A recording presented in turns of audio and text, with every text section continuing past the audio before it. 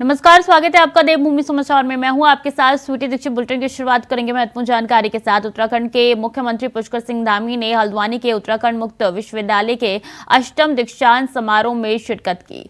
मुख्य अतिथि के तौर पर सीएम ने मुख्यालय में आयोजित कार्यक्रम का शुभारंभ किया। समारोह में विभिन्न पाठ्यक्रमों के 26 विद्यार्थियों को स्वर्ण पदक दिया जाएगा। कुल 15,417 विद्यार्थियों को डिग्री दी जाएगी। वहीं मुख्यमंत्री धामी उधम सिंह नगर जिले के खटीमा विधानसभा में आयोजित भारत विकसित संकल्प यात्रा में भी प्रतिभाग करेंगे।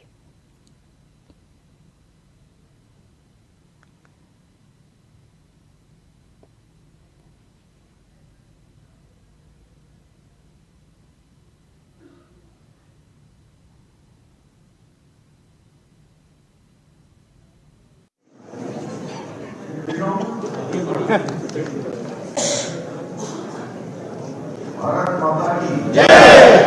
भारत माता की जय। उत्तराखंड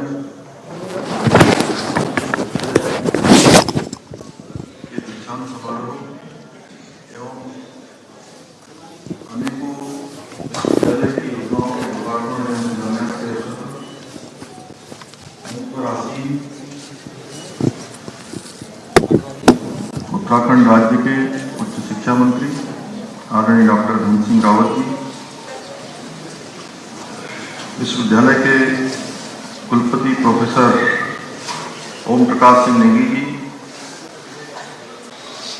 इस क्षेत्र में जहां पर यह विश्वविद्यालय स्थापित है, यहां के हमारे लोकप्रिय विधायक डॉक्टर मोहन सिंह बिष्ट जी, भीमताल क्षेत्र के लोकप्रिय विधायक भाई राम सिंह कैड़ा जी, कुल सचिव पीडी पंत जी, अन्य विश्वविद्यालय के आए हुए हमारे सभी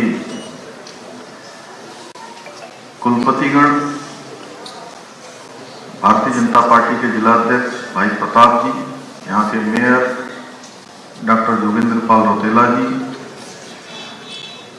कृषि उत्पादन मंडी परिषद के अध्यक्ष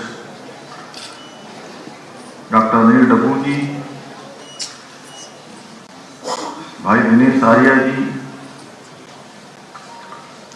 हमारे कुमाऊं क्षेत्र के commissioner Shri Deepak Rawat ji, TIG doctor Yogendra Rawat ji, जिलाधिकारी वंदना जी, एसएसपी श्री मीणा जी, हमारे प्रदेश महामंत्री श्री राजेंद्र बिष्ट जी, भाई कुंदन लठवाल जी एवं आए हुए सभी हमारे अतिथिगण, सभी विश्वविद्यालयों से, विश्वविद्यालय के सभी हमारे शिक्षकगण और जिनके निमित्त आज ये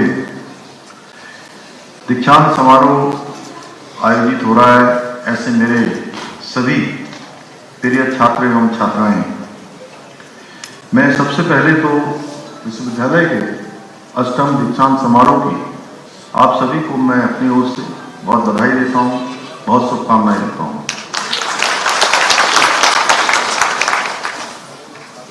मैं उत्तराखंड की ज्ञान की गंगा को अविरल प्रभावित करने वाले इस संस्थान में जब भी आता हूं तो निश्चित रूप से स्वयं को गौरवान्वित महसूस करता हूं।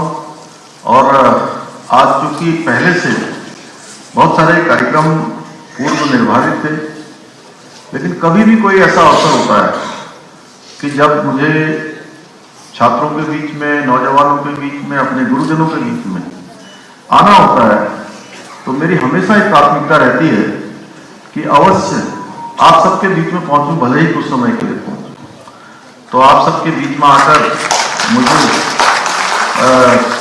अत्यंत ही स्वयं को मैं जहां गौरवान्वित महसूस कर रहा हूं, वहीं एक नई ऊर्जा भी आप सबके बीच में आने निश्चित रूप से प्राप्त होती है।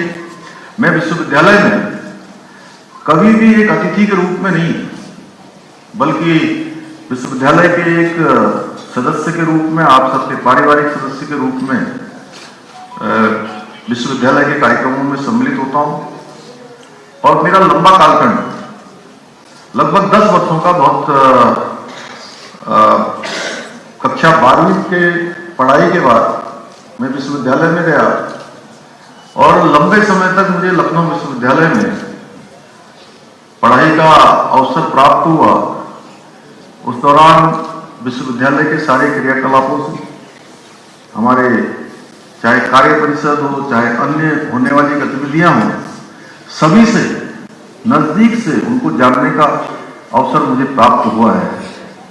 इस नाते में जब भी आप सबके बीच में आता हूं तो सच बताऊं तो एक दिन पहले से मुझे लगने लगता है, शास्त्री जी हंस रहे हैं, तो एक दिन पहले से लगने लगता है कि मुझे आज छात्रों के बीच में जाना है, आज विश्वविद्यालय में जाना है।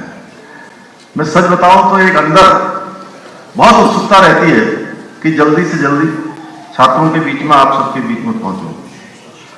शिक्षा के मापदंडों को स्थापित करने में उच्च शिक्षा का बहुत महत्वपूर्ण योगदान है।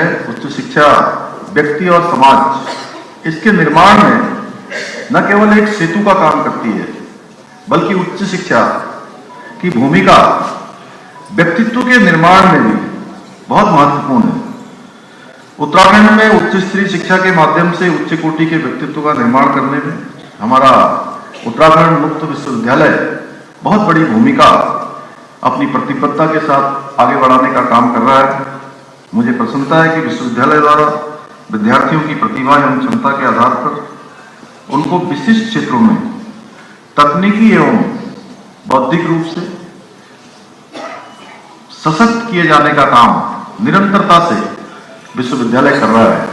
पिछला वर्ष विश्वविद्यालय के लिए अनेक उपलब्धियों से परिपूर्ण रहा है, जहां एक और विश्वविद्यालय को अपने पहले ही प्रयास में नेक द्वारा मूल्यांकन में B++ ग्रेड प्राप्त हुआ। वहीं विश्वविद्यालय के दिव्यांगों के क्षेत्र में विशिष्ट कार्य हेतु राष्ट्रपति पुरस्कार से भी सम्मानित किया गया है। निश्चित रूप से हम सबको गौरवान्वित किया।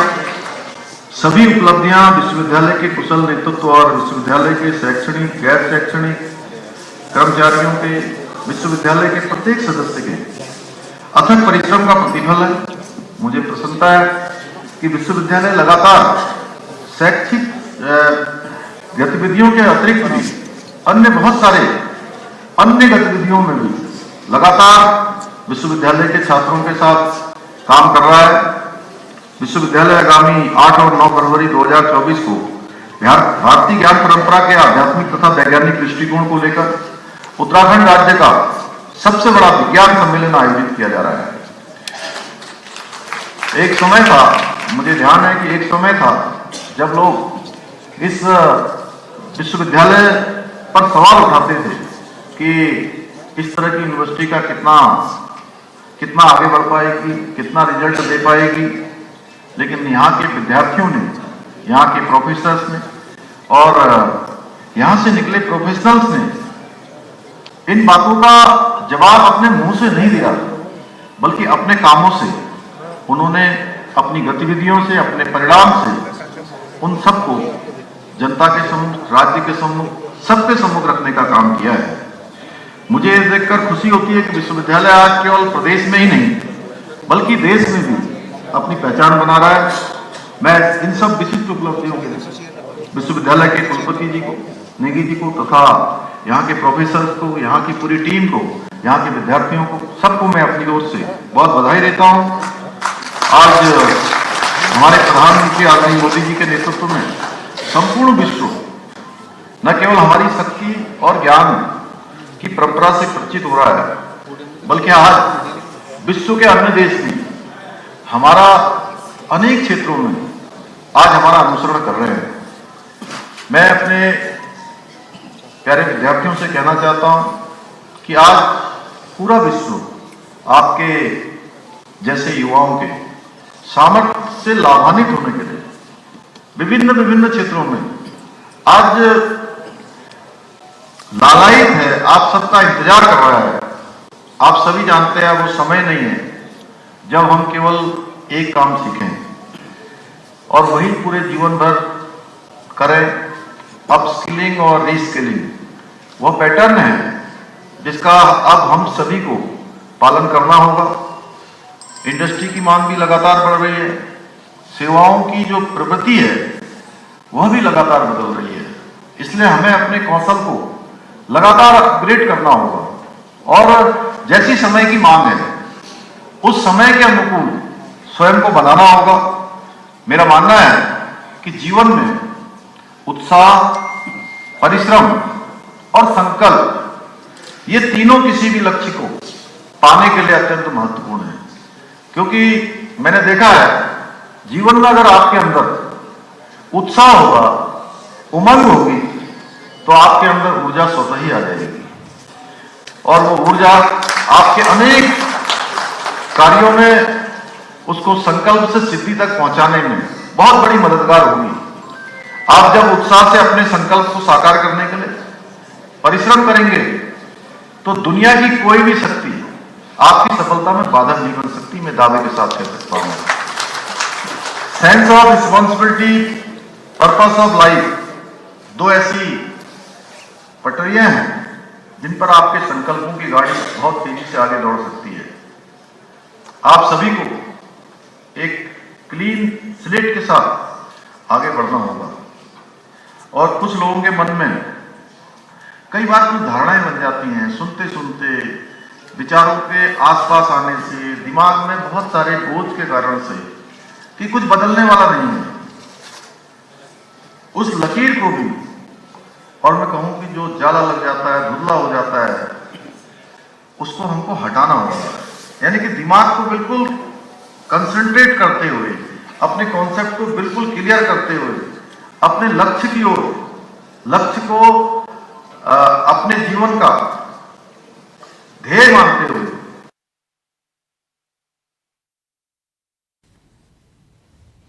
तो अष्टम दीक्षांत समारोह से सीएम पुष्कर सिंह धामी को आप सुन रहे थे कि किस तरीके से उनकी तरफ से कहना था कि अपने लक्ष्य को निर्धारित करते हुए आगे चलना काफी जरूरी हो जाता है।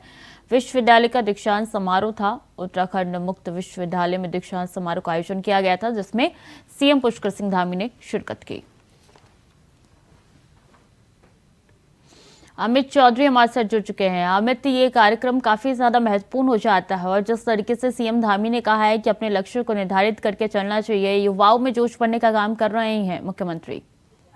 हाँ बिल्कुल, बात की जाए जिस तरीके से आज हल्द्वानी में उनका दौरा था और अभी क्योंकि वो यहाँ का प्रस्थान कर चुके उधमसिंह नगर में उनके तमाम कार्यक्रम है और आज रात्रि के समय हालांकि उनका खटिमा है, लेकिन अभी क्योंकि वो करीब 10:40 पर हल्द्वानी पहुंचे थे और यहाँ युवाओं यूनिवर्सिटी का जो दीक्षांत समारोह था उसमें उन्होंने प्रतिभाग किया और साफ तौर से यहाँ पर जो कार्यक्रम के दौरान यहाँ पर युवाओं को लगातार संदेश देने का काम किया और उत्तराखंड की में युवाओं की क्या भागीदारी है और किस तरीके से उत्तराखंड विकास कर सकता है युवाओं की भागीदारी को लेकर के, उसको लेकर उन्होंने तमाम बातें करी और कहीं ना कहीं उनकी बातों से युवा जोश कहीं ना कहीं दिखाई दिया और यहाँ पर लगातार जिस तरीके वक्तव्य उनके तरफ दिए गए तो उससे कहा जा सकता है कि युवाओं को लेकर के उनके मन में जो लगातार एक प्रेम रहता है और उत्तराखंड में युवाओं को आगे बढ़ाने को लेकर लगातार जिस तरीके कार्य उन्होंने किए हैं और जो लगातार कई योजनाओं के तहत किए जा रहे हैं तो कहीं ना कहीं यहाँ पर दिखाई दिया। साथ ही दीक्षांत समारोह उन्होंने यहाँ पर तमाम बातें उत्तराखंड के विकास को लेकर भी की है और यहाँ पर यही उनके बताया गया कि उत्तराखंड में लगातार किस प्रकार से काम उनके द्वारा किए जा रहे हैं और उत्तराखंड में जो बीजेपी की सरकार है उसकी तरफ से लगातार युवाओं के लिए नए नए आयाम साबित हो उससे लेकर प्रयासरत कहीं ना कहीं यहाँ की सरकार है। मुख्यमंत्री के अलावा और कौन कौन शामिल था इस पूरे कार्यक्रम में? देखिए, बात की जाए तो मुख्यमंत्री अभी यहाँ प्रस्ताव कर चुके हैं, लेकिन कार्यक्रम यथास्थित अभी चल रहा है और यहाँ पर जो मंत्री हैं धन सिंह रावत तो यहाँ पर मौजूद है और राज्यपाल की आने में थोड़ा उनका विलंब था, लेकिन अभी वो पहुंच चुके हैं और उनको बोर्ड ऑफ ऑनर यहाँ पर दिया जा रहा है।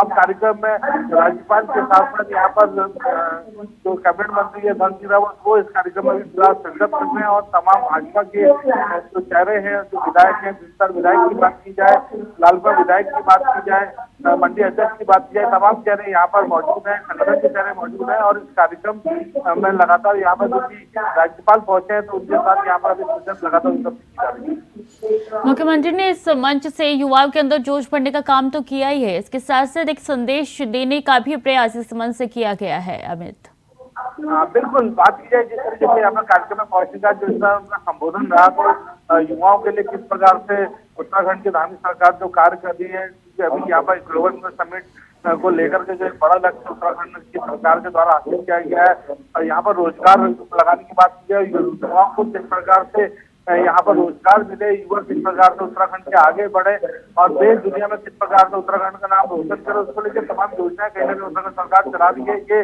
उनसे से कहा गया और युवाओं के अंदर लगातार जिस तरीके से यहाँ पर जो चीजें रह रही है और जो काफी सरकार के द्वारा जो काम किए जा रहे हैं उसको लेके यहाँ पर उन्होंने बात की है। और साथ ही युवाओं के विकास के लिए, युवा वर्ग के लिए लगातार काम कर रही है सरकार, उसको लेके जी उन्होंने बिल्कुल अमित, बहुत बहुत शुक्रिया आपका तमाम जानकारियों के लिए।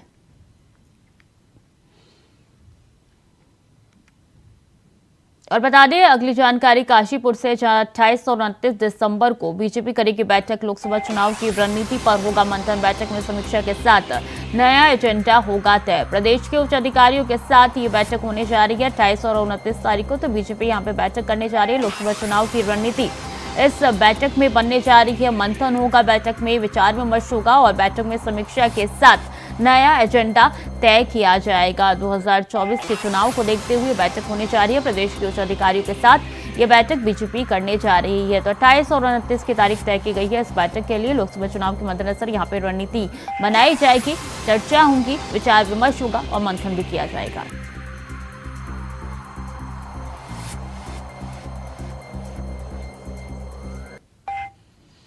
और प्रदेश में जंगली जानवरों का आतंक थमने का नाम नहीं ले रहा है। ताजा मामला देहरादून का है, जहां सिंगली गांव में 4 साल के बच्चे को उनके घर के आंगन से बाघ उठाकर ले गया। घटना के बाद परिवार में कोहराम मचा हुआ है। देहरादून एसएसपी ने सभी सिटी के थाना प्रभारी सीओ को बुलाकर एसपी क्राइम के नेतृत्व में पुलिस को जल्द से जल्द बच्चे की तलाश करने की जिम्मेदारी सौंपी है। पुलिस लगातार बच्चे की तलाश कर रही है।